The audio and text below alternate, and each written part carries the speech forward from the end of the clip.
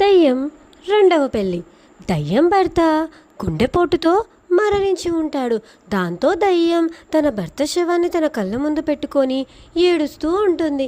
అయ్యో, నా భర్త మరణించాడు, నేను ఏం చేయాలి, నాకు చాలా బాధగా ఉంది అని చెప్పి ఎంతో బాధపడిపోతూ ఉంటుంది ఆ దయ్యం. అలా బాధపడుతూ ఉన్న దయ్యం దగ్గరికి ఎవ్వరూ రారు, కనీసం దయ్యాన్ని ఓదార్చడానికి కూడా.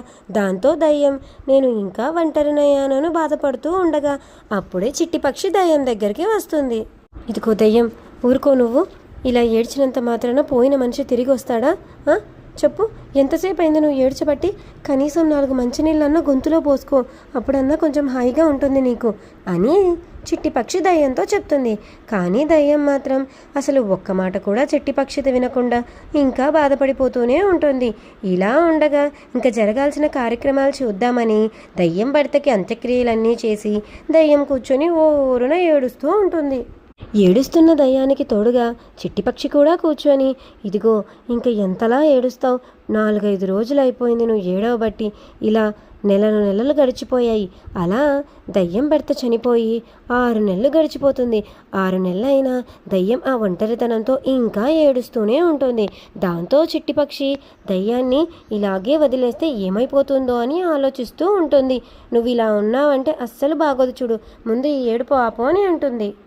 దయ్యం ఏడుపు చూసిన చిట్టిపక్షి తన స్నేహితురాలైన బుజ్జిపక్షితో ఇలా మాట్లాడుతుంది.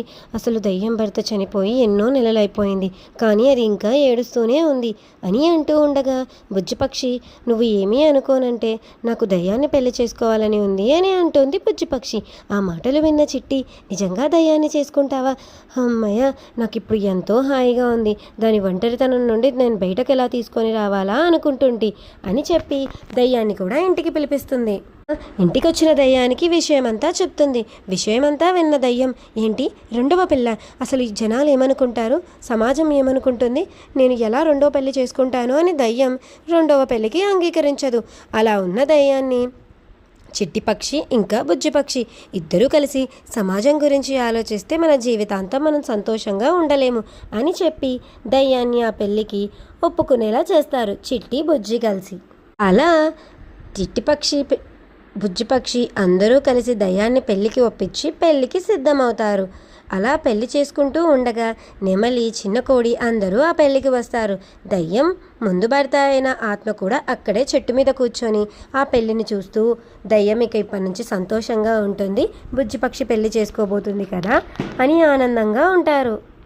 అలా దయ్యం ఇంకా బుజ్జిపక్షి పెళ్ళి అంగరంగ వైభవంగా అందరి కళ్ళ ముందర ఒక బ్రాహ్మణుని చేతిలో ఎంతో నిష్టగా నియమనిష్టలతో ఎంతో చక్కగా జరుగుతూ ఉంటుంది. దయ్యం కూడా సంతోషిస్తుంది.